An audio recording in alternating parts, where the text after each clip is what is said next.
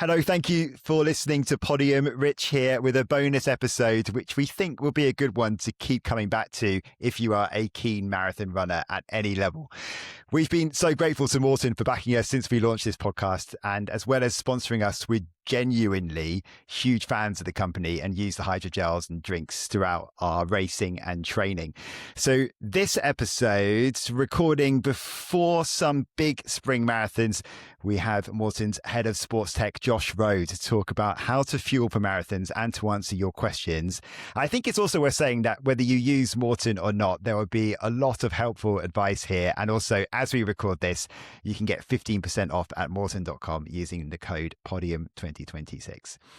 Well, Josh, thank you for coming on. Before we get stuck into everything, let's talk about your background, because you're a keen runner. I've been given some of your race times as well by your colleague Christina, who says that you won't be keen to talk too much about yourself. So you're a 2:22 marathon runner, I think. Is that right? And then you specialized your research in basically a lot of what Maurten is all about. Yeah. Thanks for having me on. Must probably at least we talk about my marathon times is what's probably better. But how I really started off was as a runner, and really a massive lover of the marathon distance. And again, as I think all runners, they really try to make sure they're kind of appropriately fueled for the marathon. And that's kind of where it kind of led into really my studies. I started to kind of do a lot more kind of heavy research on carbohydrate metabolism specifically for the marathon. And that kind of led me down the route of the hydrogel technology, which then led me to kind of produce my own version of the hydrogel. And then from there, it kind of led me to kind of where I'm at now, which is, really exciting and a lot of fun. Yeah, I mean, where you specialized, sort of, there's kind of one place that you could have ended up in the end, I think, really, in Maurten. So I came quite interested in it because I took a break from journalism and broadcasting, worked in communications for a bit at the University of Brighton, which played a part in the development of the original Maurten hydrogel, didn't it? And you did your PhD, as you were saying, like in that sort of similar area, whilst this is all kind of getting off the ground, right?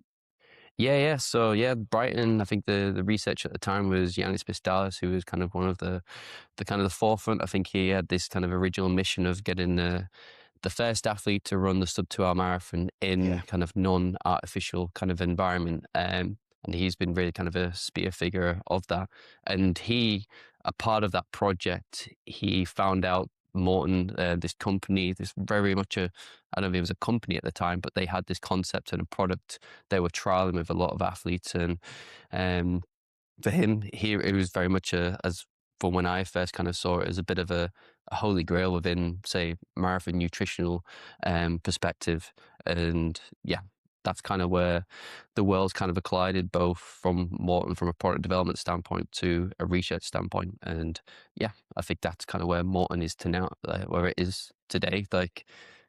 Going back to most probably how it started, it really started with quite humble beginnings. It very much started with the CEO, one of the co-founders, Olof, and a good friend of his, the other co-founder, Maurten Freitas, which they first really was trying to understand. He was training for an Ironman and went to his dentist, and his dentist really kind of said that he was, with all the training, the consumption of like traditional kind of sugary drinks and sports drinks, he was having a significant impact on his kind of dental hygiene. And really from that, he then started to establish is the way to develop a product, a nutritional product, sports product that could have a more benefit, but more of a beneficial impact on your dental hygiene from a nutritional standpoint, and not really have that negative association of impaired dental hygiene. And with some of his research he was doing, he was kind of came from a cancer research background. He then started to work on the potential of merging hydrogel technology within a sporting context, and he was really successful with that. Really, that's kind of what led into the product it is today. It started off as from an oral perspective, but then as they started to do trials and really work on the product, they really realized that the hydrogel also had significant benefits from a GI perspective, and is allowed to deliver the carbohydrates in a lot more kind of efficient and beneficial way. And what's quite interesting is kind of that first kind of prototype, or the first product really started off with Giannis Pistalis and his original kind of core group of athletes, and that first athlete was Kenenisa Bekele. So he was really one of the first athletes to really ever test it. And as we know of all athletes, they all talk, and it really just spread like wildfire really from the kind of elite population. And at that point, it was just an idea and not really a product. And almost I think the athletes really forced that into turning the Maurten hydrogel product into an actual official product, because the demand was so high. So how did you find your way into it because you're sort of working on something separately at the time when you're getting into all of this research? Yeah, so a couple of years before, again, I was competing, doing a lot of running myself, like competing in the marathon, and I was still getting the same kind of like issues as a lot of other runners were doing, experiencing the GI problems, and I was doing everything kind of really from a research standpoint. And that's kind of really what led me into my PhD. I've looking at kind of what current nutritional guidelines were set. They weren't really that practical for a running perspective, and really all of the evidence was really gathered from cycling and just extrapolated to runners. And what we know very, very well is that consuming carbohydrates or consuming food on a bike to running is very different. So that's kind of really what set me up on my journey. I did a series of studies looking at how to optimize carbohydrate delivery and intake. And after the first 2 to 3 studies, everything kind of came out showing that, yes, having a high carbohydrate intake and an aggressive intake of carbs is beneficial, but from a running perspective, there's also a greater risk of getting GI issues. So there's almost that kind of paradox of carbs can be beneficial performers, but they also can be negative. And it was just at the time when I was about to develop my 4th study, where I wanted to look about how can we train the gut and optimize carbohydrate delivery to reduce the GI response. And that's kind of when it was the Breaking 2 attempt with Kipchoge and Nike at Monza. And I found there was a small article talking about this company called Maurten, and they've developed this product that has this technology that's shown to improve the delivery and reduce the GI issues. And at the time, I thought, yeah, it's very much just clever marketing, and yeah, it almost sounds like too good to be true. But then as I kind of started to speak to some of the athletes and people that were involved in the project, it felt like there was more behind that. And that's kind of when I started to see if I could potentially reach out to Maurten and develop my own product. And I reached out to them initially, but because they was going through all of the patent applications, they were very much like, we can't disclose too much information. And at the point, I was still a PhD student, so wasn't that very important. So I went away for a couple of years and developed my own version, did a series of studies, and luckily the studies and the version, like, it showed that with ingestion of carbohydrates in a hydrogel form, shown to not only reduce GI discomfort significantly compared to, say, the traditional carbohydrates, but also improve the oxidation delivery of carbs. So athletes were able to utilize more of the carbohydrates that they were ingesting, and that significantly led to improvement in performance. And naturally, it then led me to join Maurten. They had the patent, so it kind of made sense. It's not like it could go many other places, but no.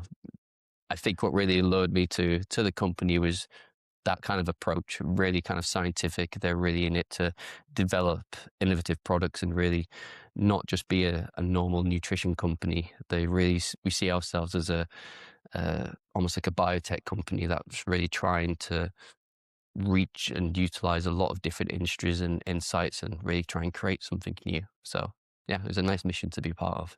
Yeah, and it's always developing as well, isn't it? That new products. You're working with elite athletes. I think I think we're talking. You only just got back from Ethiopia, is that right? Or Kenya, or have you been to East Africa recently? So you actually work with the top level athletes. Yeah, so I just got back from Kenya.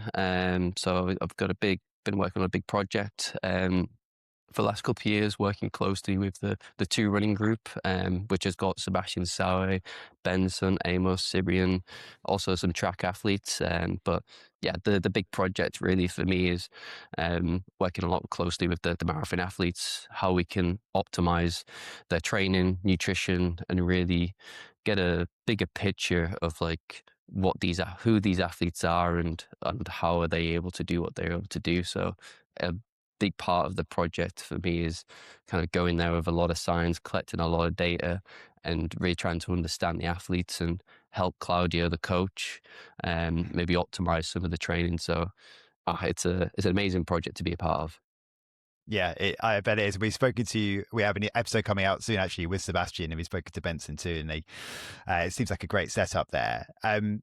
So let's get going into how to fuel for a marathon. And I think it's one of those things that it's one of those podcasts that I sort of would like reach for all the time, every time I'm sort of coming up to marathon day, and really should have done it a little bit earlier. But, it's always good to sort of reinforce what you've kind of got planned as well for marathon day. And for Maurten products, generally we've got, you've got the hydrogels, you've got the drink mixes, you've got the solids, so the bars. A lot of people will use Maurten, but can you tell us the difference in sort of layman's terms between, a hydrogel and a gel that you could get from somewhere else in terms of how that sort of formed and why it sort of has a different effect on you from a stomach point of view during a race? Yeah.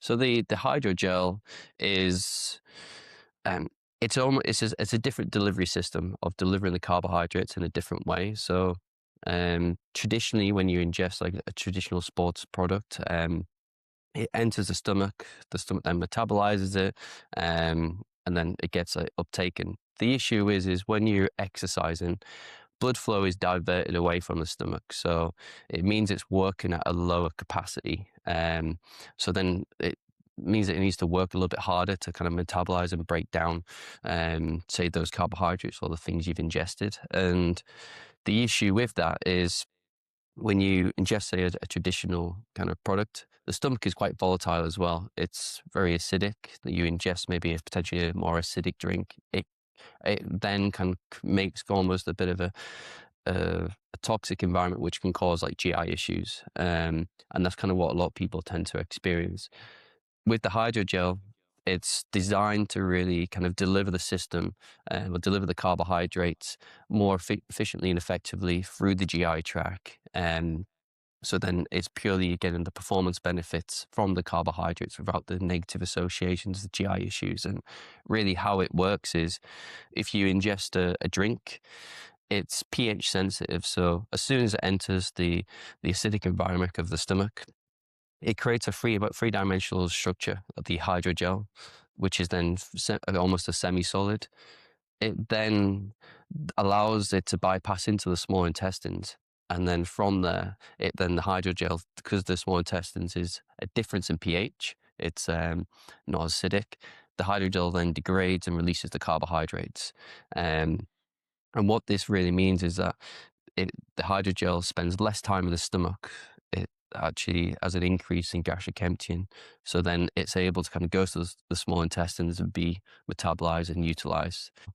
It's very much the hydrogel technology comes from the medical industry. It's a drug delivery system. And what we've more been able to do is harness that within a sporting context. So yeah, I think our biggest challenge is when people kind of see two drinks together, or two gels, they're like, okay, they've got maybe a similar kind of texture and the functionality is relatively the same.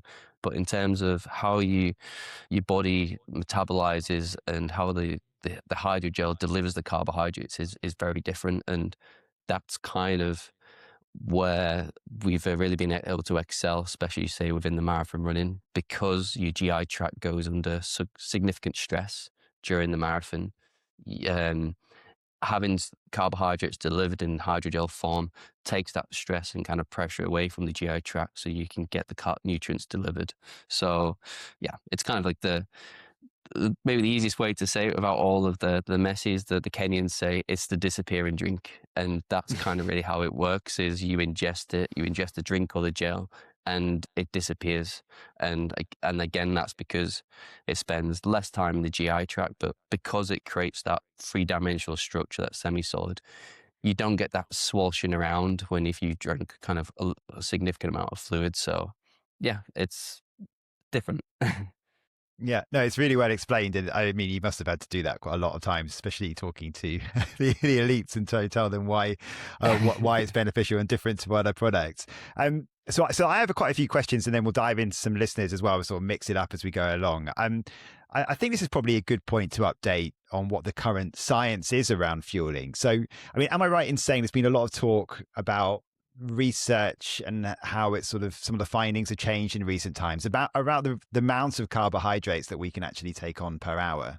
Yeah, there's a big talk in the research about hitting these big carbohydrate intakes of 100 to 120 grams of carbohydrates, which again, from a research but also from a practical standpoint, this is when it gets a little bit complicated, because if we talk about, say, for the elites, those kind of carbohydrate intakes may be quite beneficial and they have the potential most probably to metabolize and utilize them. But when we talk about the general population, that's where it can get kind of pretty tricky, because it's not really a situation of more is better. If you've got someone that's running a marathon in 4 hours to 5 hours, if they was going to have, say, an intake of 120 grams of carbohydrates, then they would need to kind of consume significant amount of carbohydrates. So we're talking anything, well, if you want to hit 90 grams of carbohydrates for a 4 to 5 hour marathon runner, that's anything from 15 to 18 gels. Now, if you'd want to go to 120 grams of carbohydrates, you're talking close to 24 gels. The practicalities of that it's not practical, but then also the necessity is not really there. So when we talk about fueling recommendations, it's quite individual, and I think that's where the research is going. It's a little bit kind of split. Like on the high end, there's a lot of excitement around this really kind of high carbohydrate intake, but there's also a lot of research now is just showing about the individual component, and actually it's important that the fueling strategy suits the individual themselves and is also practical. So yeah, there's a lot we can discuss there. I'm just not too sure where to start. Well, I think a good point would be the development of the fuel planner, which I know you've had a big part in. So this is a great new tool that Maurten have. So if it's only been released over the past few weeks, hasn't it? So in March 2026, if you're listening at another point. So if you head to the website, you can on Maurten.com, you can use this fuel planner. You can put in basically there's some preset races in there, aren't there? Some very popular ones, and you put in your details like your age, your gender, your goals for the race, and it will sort of spit out a plan for you in terms of what you should to take on. And I have to be surprised. I was a bit surprised actually in some ways that I put my details in, and then that it came up with something that was quite sort of giving me more fuel than I expected, maybe, or definitely more than that I've trained from recently, because there was almost like there have been guides, haven't there, from Maurten before about roughly what you should do, but this is specifically tailored individually for different races. This looks like a lot of work that's been put into this. Do you want to just explain how it works and the science behind that? Yeah, definitely. So the mission of the fuel planner was that traditionally the fuel guides are pretty much like static. So if you go on Maurten.com or a lot of kind of nutritional sites and product sites, they have these kind of static kind of documents where they'll say, and they try to make sure that they fall within the kind of scientific guidelines, but then also it's kind of practical for everyone, from someone who's going to run a marathon in 2 hours to someone who's going to do it in 3 to 4 to 5.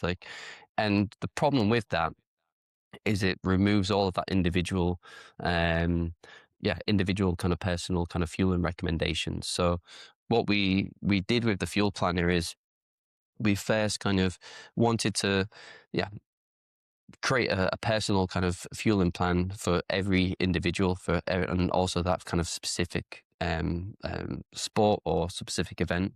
And really how it works is it's comprised into kind of a series of different models. But what we first do is like when you go onto the fuel planner, you input a little bit of kind of bio information, like the event you're going to do, things like height, weight, sex, the time, a bit of a personal information. We then kind of generate a model, a performance model of that individual.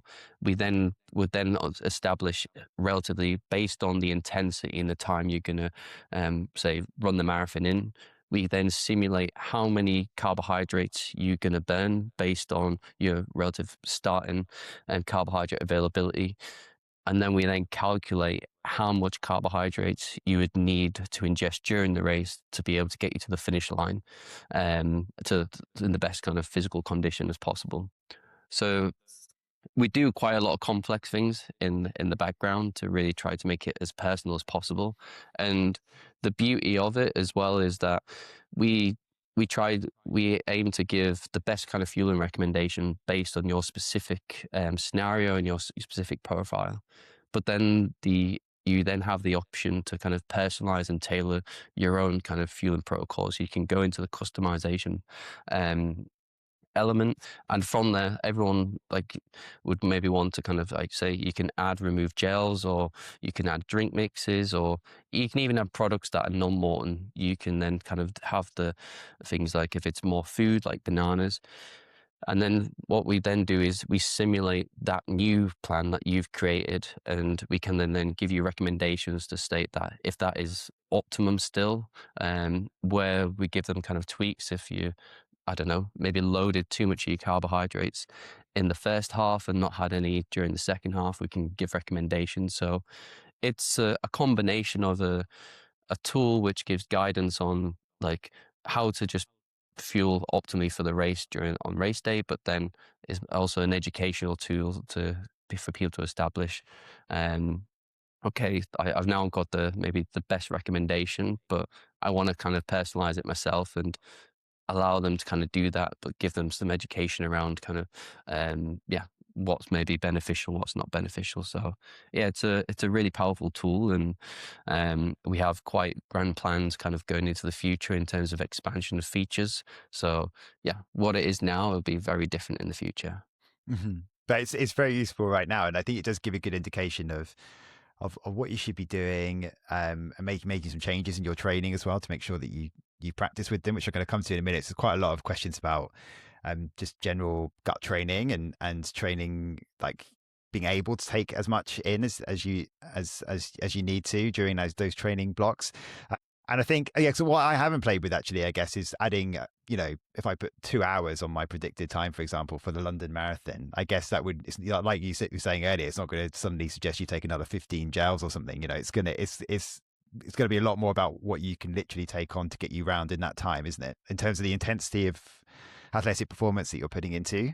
Yeah, so like we do have a limit on, like it's not going to give an excessive amount, but at the same time, the model is we kind of, we simulate the athlete profile, the intensity, and then the demand of the event.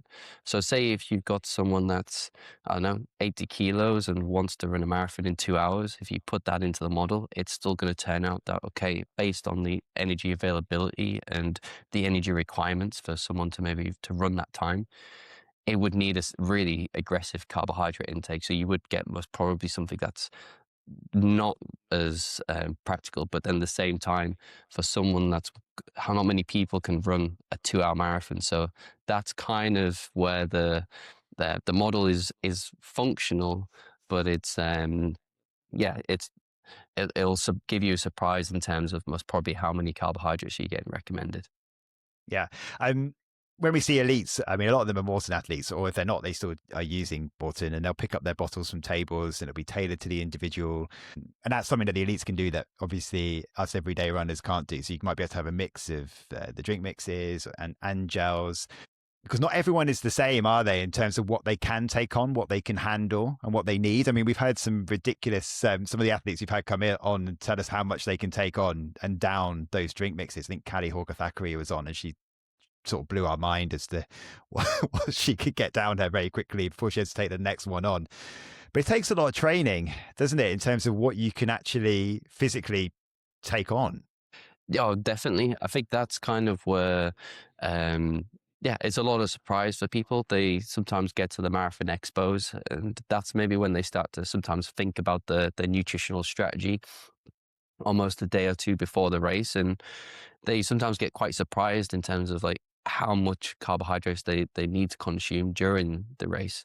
Um, and again, like to do that quite naturally and be able to kind of enjoy the race itself, you really want to try and as yeah, really try and train the gut and practice as much as possible in the build up. So the more you can kind of feel comfortable consuming carbohydrates during training will kind of pay dividends for when it comes to the race day. And your stomach has almost kind of like muscle properties. So it's like the more you train it, the more elasticity it'll get in terms of being able to cope and manage the carbohydrates. So, and that's kind of really been a crucial part of, say, the marathons kind of prep in these last couple of years is now we know that carbohydrates really are beneficial and the lead to really hitting these kind of big numbers. To get to that number, they really need to kind of do a lot of good training in the weeks leading up to the marathon. So the more you can do that, the better. And again, it's more about like a lot of people they get sometimes like the less practice you do with good training, you may be more susceptible of getting GI issues, but then it also causes that maybe more anxiety around the kind of the nutrition stations and that nutrition, you kind of your fueling kind of plan. So the more you can do in the build up, the more natural it's going to feel and relatively like it comes more second nature. So you can hopefully enjoy the race then and then almost like thinking, okay, in the next kind of 2K, I've got to have another gel or another drink. It'll hopefully just be, yeah, more of a natural process. Yeah, I mean, this is not a particularly scientific question, but it's a question that's been asked by a lot, including from Kevin here, and he's basically saying, for the everyday runner, and I guess that's the listeners that we've got listening to this who really want to get this advice.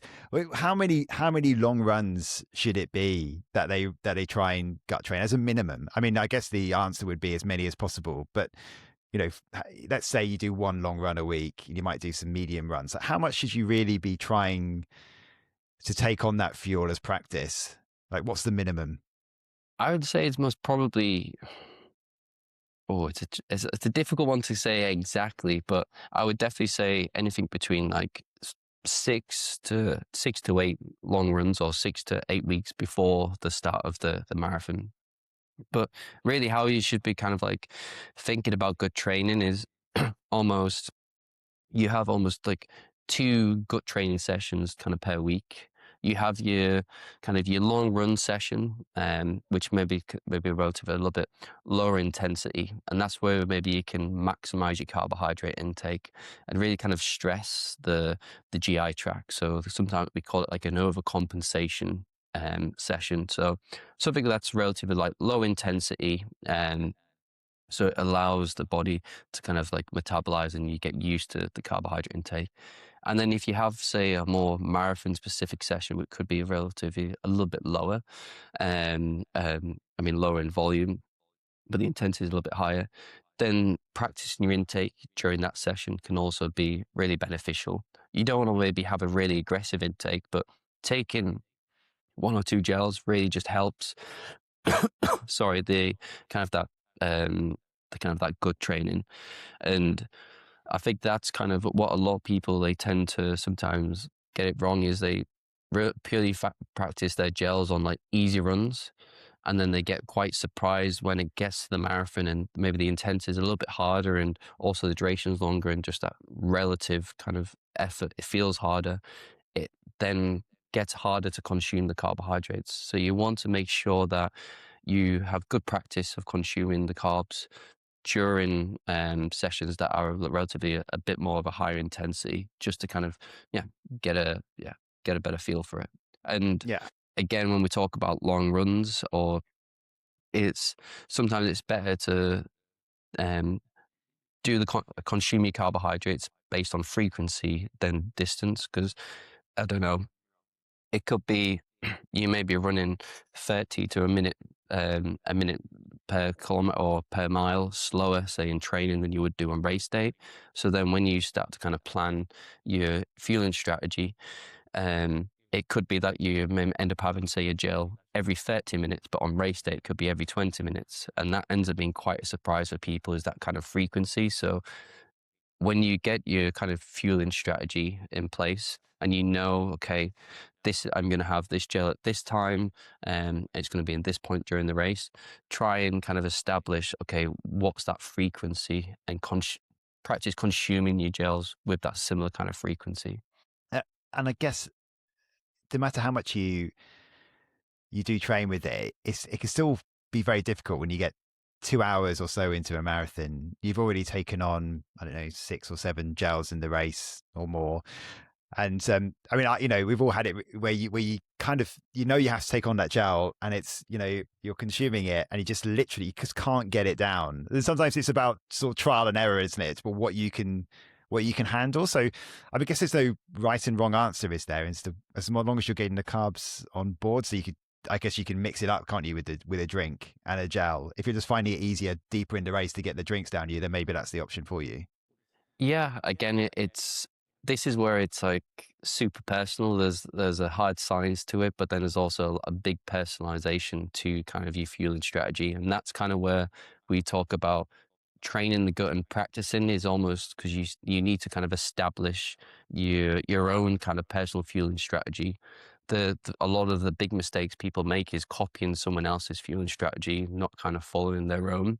Um, so this is why you need to really kind of do the practice to understand, okay, I don't know, if you struggle to take gels, like say in the second half, then maybe transition to a drink might be a lot easier. But if you don't practice that, you don't know. So then when it comes to the marathon day, you get to that last, like, I don't know, past 18 miles, 20 miles, and you really struggle to kind of start to take on the carbohydrates. But that's the point as well, where you still need to have that consistent delivery of carbs. So yeah, I think it's again, it's making sure you kind of work out your own kind of like fueling strategy, and kind of really what works best for yourself. A question from Lucy on preloading. She asks, can you overdo that? Can you overdo the carbs generally throughout? And like, would you taking a Maurten 320 drink before the night before a marathon, for example, and in the morning of the race, that a good idea? I mean, I think she's generally asking if you can do a little bit too much.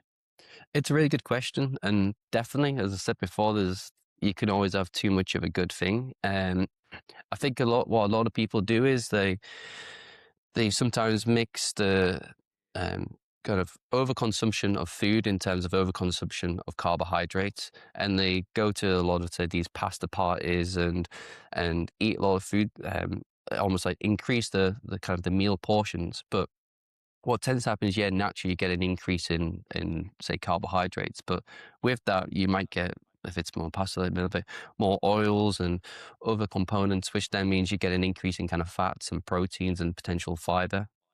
And all that means is, like, when you get to the marathon, the morning of the marathon, you might feel a bit more sluggish and a bit more bloated, and it's because you've, yeah, maybe overindulged. So the important really thing is almost the kind of the 48 hours before the marathon is to keep it as simple as possible.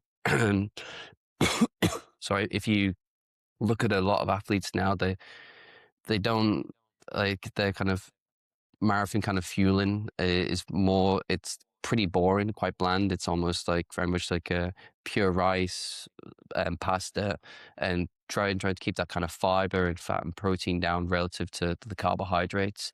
Yeah, and I think that's it's important to really try and make sure that you emphasize the carbohydrates. So really what elite athletes do now, and also kind of the general population recommended guidelines are, is to maintain almost your normal kind of eating habits. Have your relative the similar kind of maybe breakfast, lunch, and evening meals.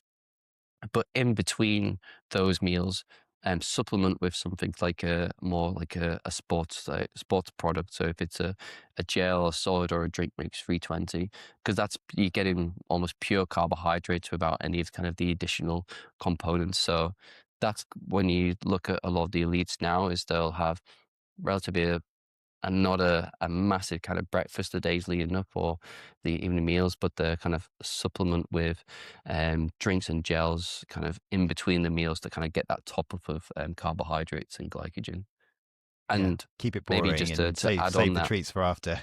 exactly, definitely. And I think again, like when we talk about the marathon morning, most of that kind of glycogen loading should have been is done in the days leading up to it.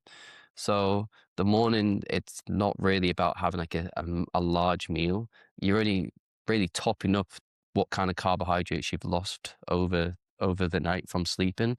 So in terms of from a meal, it's about kind of trying to have something that's relatively kind of light, something that's really familiar that you've had before, and then maybe kind of say topping up with um, a sports nutrition kind of in between, like say the breakfast and the start of the marathon. Okay, and then similarly from Ryan, I guess, because talking about the end of the race or end of a big session, he asked about the importance of taking on carbohydrates after a big workout, a long run, or a race, because the focus is often on protein. But what about carbohydrates afterwards? Yeah, really good point there. It's carbohydrates. Maybe if you're more of a power-based athlete and you've had a significant amount of muscle breakdown, then protein is definitely beneficial to kind of help kind of repair. But from a marathon perspective, from an endurance athlete, if you're doing these kind of long runs or marathon simulation sessions, you predominantly are going to be utilizing a large portion of your glycogen. So the important thing is be able to kind of replenish that as quickly as possible. And there is a window like after exercise. So it's the more kind of carbohydrates you can ingest. And again, having something like a drink mix or a sports kind of drink that has a dual delivery of carbohydrates in terms of glucose and fructose, that allows for the uptake efficiency. So it means that you kind of get a quicker kind of glycogen resynthesis. And that's again starts to help aid that kind of recovery process, but also allows the body to start to adapt to that kind of training stimulus as well. So yeah, it's really important. I think if you're training for the marathon and doing your long runs, if you have the option of having either a protein shake or a carbohydrate drink, then it should be the carbohydrate drink first, and then maybe just focus on the protein within at your next kind of meal. What about electrolytes? Speaking personally, I'm a very sweaty runner, but there are other brands who have electrolytes in their gels, right? And I guess that's probably one of the one of the things that Maurten doesn't have right now. Can you mix electrolytes with Maurten drinks? That not recommended. I mean, what would you suggest in that situation where you are you are very sweaty, you get cramps often, maybe if you're in those situations in races? How can you mix the Maurten products with electrolytes? What would be your recommendation? Because you don't want to take on it's another thing to worry about, isn't it, in the race? Yeah, so like there is sodium like in the products, and there really is a reason why we don't kind of advocate for electrolytes, or we don't have like these really big numbers that may potential other brands. And it really comes down to the science and the need for electrolyte replacement. The science just isn't there. And again, that's like when we talk about, okay, like I'm a really salty sweater and need a significant replenishment of my electrolyte stores. It's quite counteractive in the sense of what happens there is your body, if is relative, most probably you're over consuming on electrolytes, which then accelerates the use of your electrolytes, and that's just the excess electrolytes escaping from the body. And then from there, it's almost you kind of then thinking, okay, I need to replenish what I've lost because I'm losing significant amount. But that's not the case based on like the science. And I think the easiest really like analogy to think about it is really try not to confuse electrolytes with fuel, and they're two very different things. And it's kind of like thinking of you almost like your car.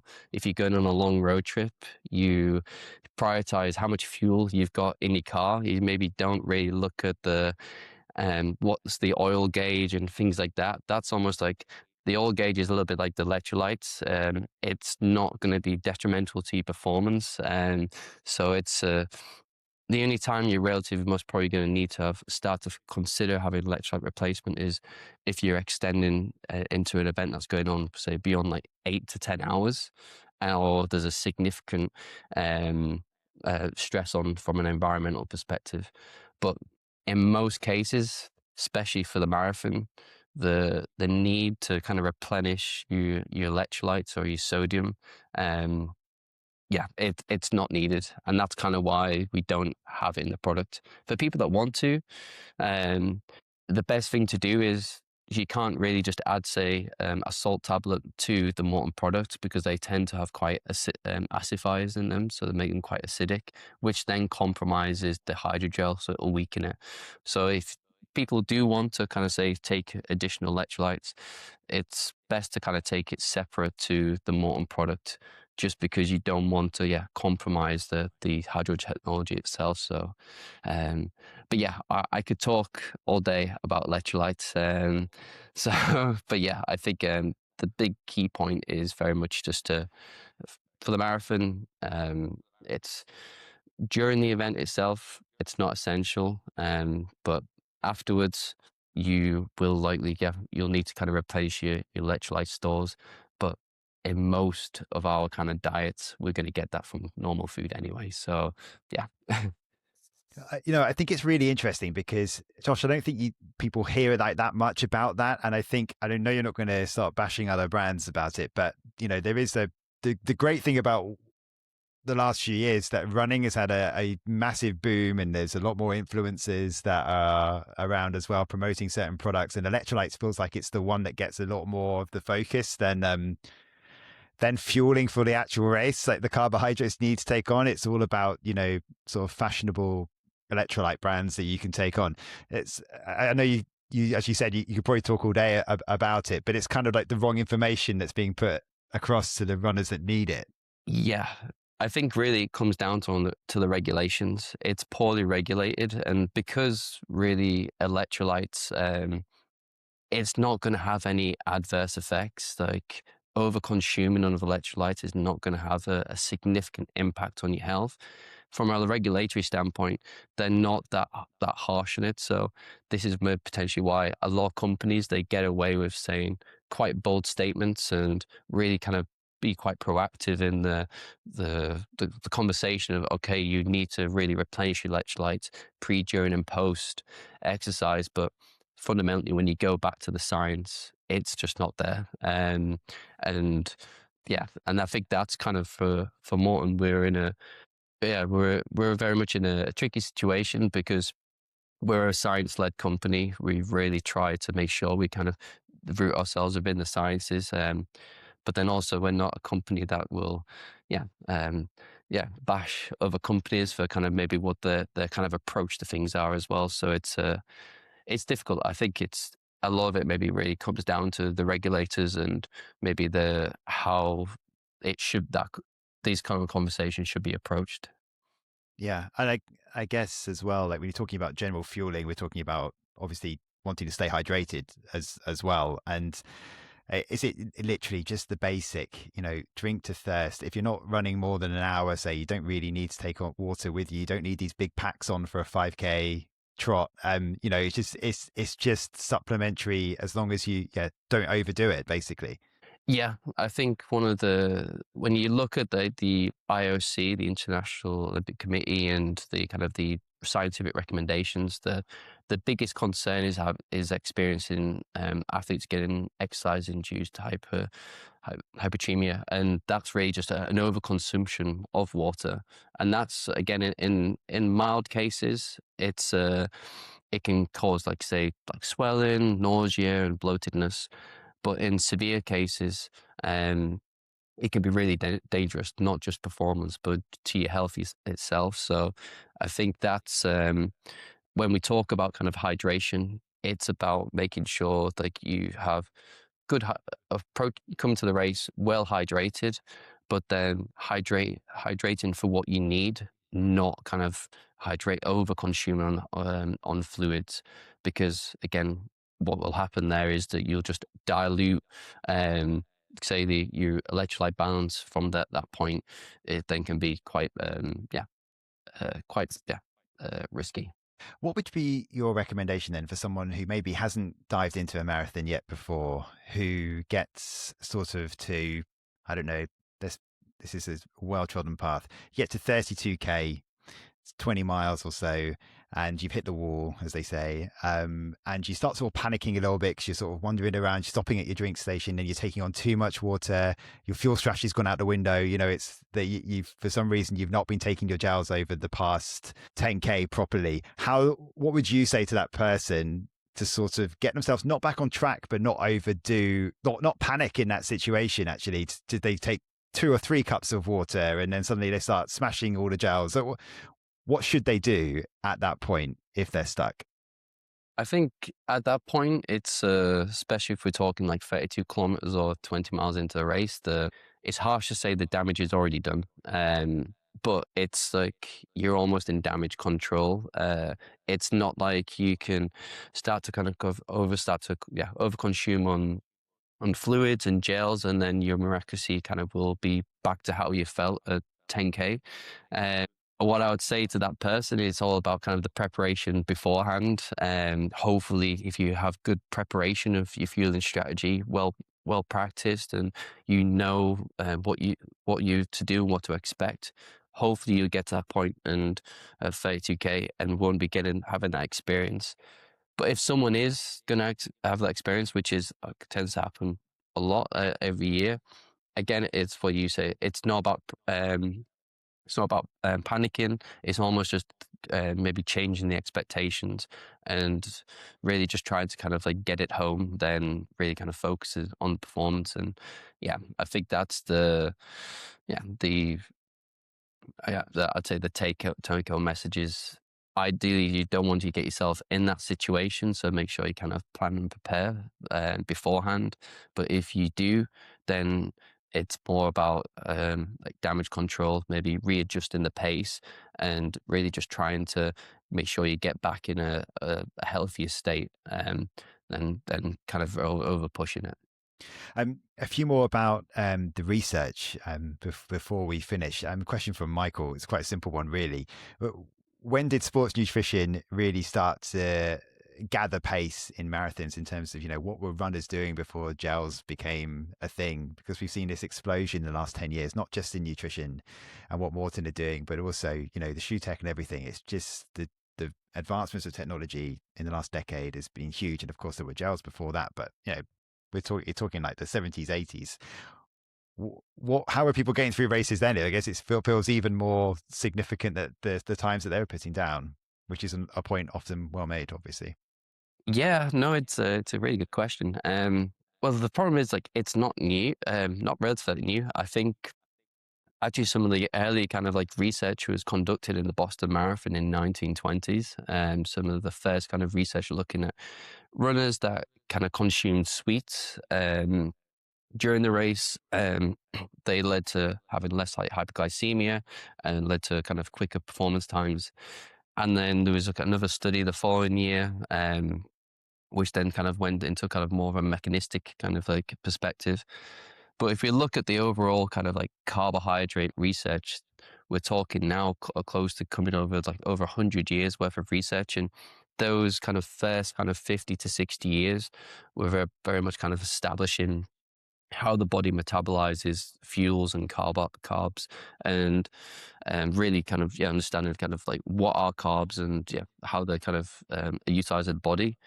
But I'd say from like the early kind of like 2000s, we've really kind of transitioned into being like, how can we optimize carbohydrate delivery? So then research started coming out into kind of looking at multi-transportable carbohydrates, looking at glucose and fructose, and then we started to then now look at how can we optimize the delivery. So it's not relatively new, but I would say really was probably in the last, say, from 2016 to 2017, is the kind of the evolution of the kind of the aggressive carbohydrate intake. Because if we look at everything really, say pre-Maurten, um, these carbohydrate intake guidelines were kind of really stating that we know that athletes should ingest this X amount of carbohydrates, but there was as I said before, there's a bit of a paradox. Ingesting carbohydrates led to significant GI issues. So when we speak to kind of ex-marathon runners in the 90s and the early 2000s, um, the way their approach to kind of fueling was maybe not as systematic as it is now. But because of, like, say, the development of the hydrogel technology, it's really allowed athletes to kind of meet those nutritional recommendations and be quite aggressive. And it's really just opened up this kind of like door now. And again, I think the things like the overall, just like the shoe technology and the kind of the way kind of endurance sport is kind of progressing. It's been a accumulation of scientific evidence and just also the popularity of the sport now kind of bringing things more to the forefront. Like, um, yeah, it's a combination of everything. Mhm. Last few, won't keep you too much longer, but similar question here from both Susie and Dan, and they're asking: is there different research on the performance of products between men and women, and also at different ages? So, over 40, over 50, for example. There's a lot of research like looking at difference between like sexes, but when we look at like actually the carbohydrate metabolism and how it's oxidized.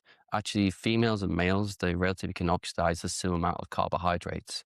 It really tends to come down to the intensity and the sport, oh, the event that they're doing. And so in terms of like the recommendations, there isn't really a significant difference between the fueling recommendations for both male and female. The difference, what we tend to find, is that again, due to the lower body weight relatively into females, it tends to could be significantly harder for them to get quite those aggressive carbohydrate intakes. And that relatively sometimes can come down to, say, just their habitual diet of like maybe having smaller portion sizes, say, compared to, say, a male. But again, that's all kind of like trainable. So when we talk about the kind of the nutritional recommendations, uh, both male and female, they can have the same. Females can still have these really aggressive carbohydrate intakes, as you say, Cali and Hakiri, and also there's a lot of female athletes. They have some really oppressive carbohydrate intakes. So it really fundamentally just comes down to planning, training, and really executing your fueling plan.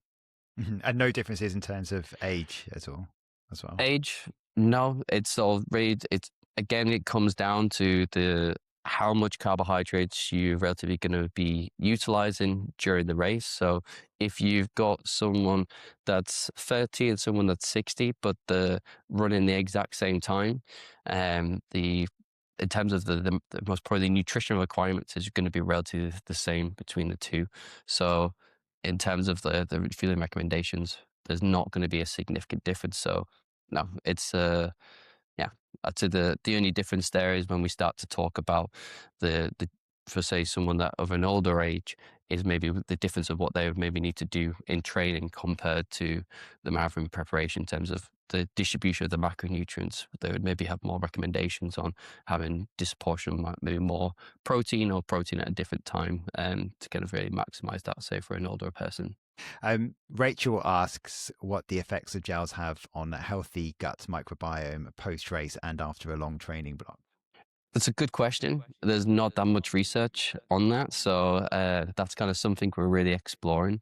But again, if we look at some of the research we've done during the Tour de France on this, it's doing something very stressful and then having a significant amount of carbohydrates causing even more stress on the stomach will relatively change and or maybe can impair the gut microbiome during that kind of that environment.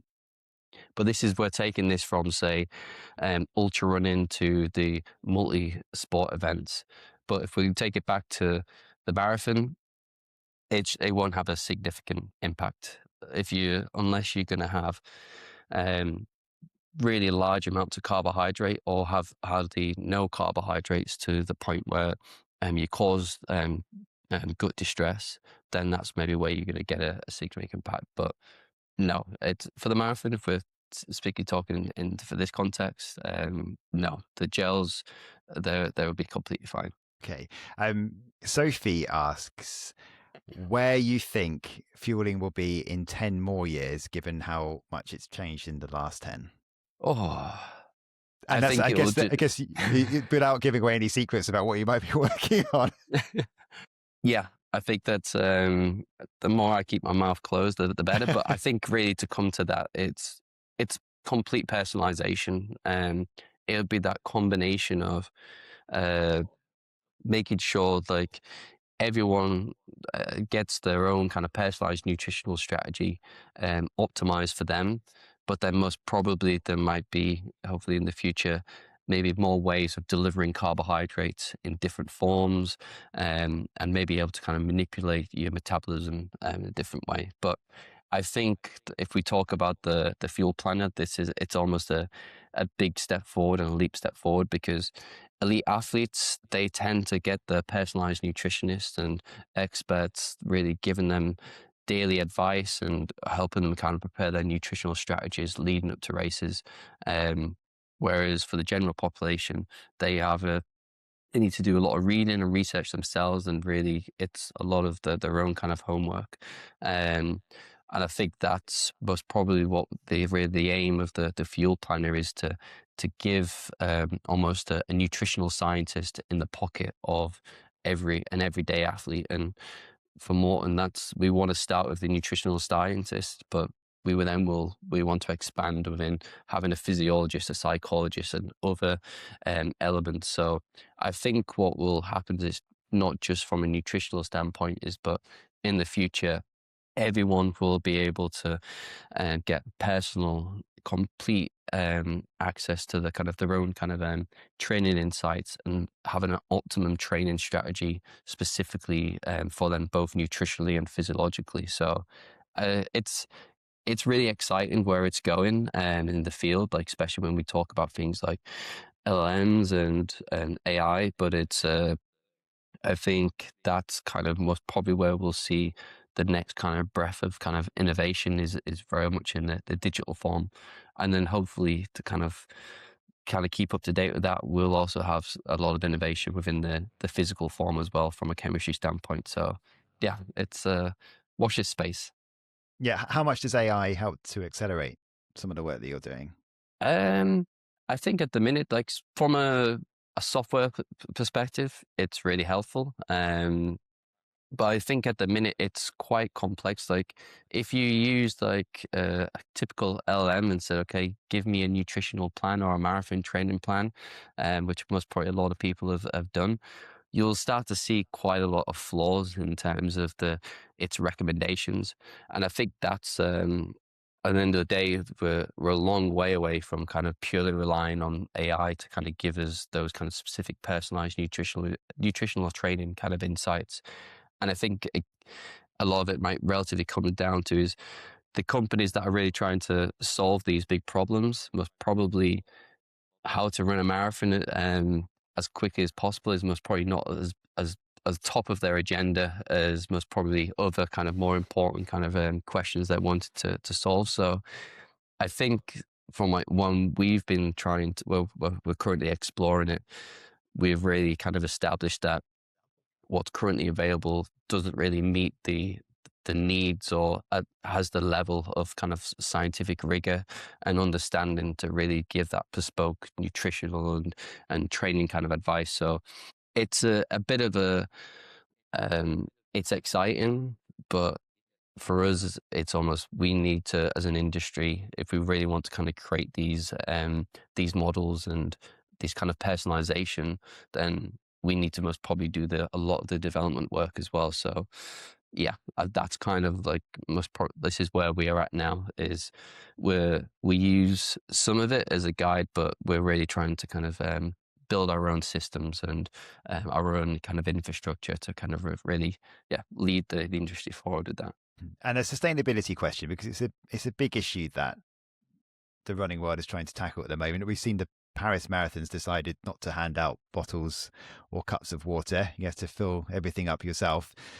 Alex asks if there are plans to move towards gel packaging, for example, that might be more sustainable. Is that something that's always something that Maurten is looking at? Is it able to, does it have an impact on the hydrogel if you were to change the packaging? Yeah, honestly, this is something where we've been exploring for a long time, and there's a reason why we have single sachets. Like a lot of people think, okay, that's maybe more environmentally hazardous than having, say, the kind of the big tubs. But when we've kind of ran the models and the simulations and looked at the the environmental cost, having the single sachets is a lot more economical. And we're kind of doing ways of how we can modify the chemistry formulation to expand the shelf life of the products. But again, we are actually doing a lot of work on how we can improve the packaging to maybe make it, you say, a lot more kind of disposable. But actually, this year we'll actually have a product that's coming out, which is a bit of a stepping stone to that. So yeah, it is a big thing. It's not just like what we're trying to do from a company standpoint is not just say from the product itself, but is how can we optimize ways of producing the product in the manufacturing facilities to how we can kind of get it to ship it from country to country. So it's yeah, which has been kind of a nice thing is to kind of see within the organization is that it's sorry, is in terms of the size of the company, it's most probably not from a regulatory standpoint as important, but for Maurten, it's kind of been something that's kind of been deeply rooted from day one. So yeah, it's a really good point, and I think this is something where we always really want to get like feedback and user experience, and if people want to kind of give their perspective, and so when it comes to stuff like this, yeah, we're really kind of are really trying to listen and really trying to develop it into our future products. Yeah, so I guess it's a case of watch this space. And I guess the Hydro Pack has also come up recently. Is a big stepping stone towards that too, in development with Maurten. Okay, we'll just about leave it there, Josh. But I guess this is quite a difficult one. I guess, but if you could just give some bullet points, maybe 3 bullet points on what everyone should do that's key to marathon day in terms of, I don't know, the 48 hours before, 24 to 48 hours before into the race. What are 3 non-negotiables that a runner has to do going into a marathon? Okay. I would say what you don't want to do is get to mile 20 and start to figure out your nutritional plan from there. I think you want to be figuring it out well in advance. So very much now we've got a couple of weeks that kind of leading into some of the major marathons. So it's first kind of establishing what your nutritional plan would be specifically in the race, but then also outside the race. I think a lot of people think that the race from a nutritional perspective, it starts when the gun goes, but actually it starts well before that. So again, I would say the priorities are to keep it simple in the days leading up to the marathon. Try to kind of ingest kind of a pure kind of carbohydrate forms if it's in the context of in sports drinks or having kind of like pure foods. And then of the day of the race, it's very much kind of, again, keeping it simple, very familiar, something you've kind of practiced. So having something very familiar for your breakfast, and then on the during the race, really having the products that you've really used in training. So if it's Maurten or if it's not Maurten, make sure that you are comfortable with the nutritional products that you aim to use in the race. Make sure you practice using them prior. That's simplicity is the best way forward, and I think if you want to have any direction of kind of what nutritional plan would look like, then yeah, go free to use the nutritional planner. Yeah, the Fuel Planner is a great new tool. Go and find it at maurten.com. Josh, thank you so much for your time. I think we could have gone through lots more questions, so hopefully we can get you back on in the coming months. But really appreciate your time today. Thank you for coming on. No worries. Thank you. And good luck with your marathon as well. We did get onto that, but yeah, good luck.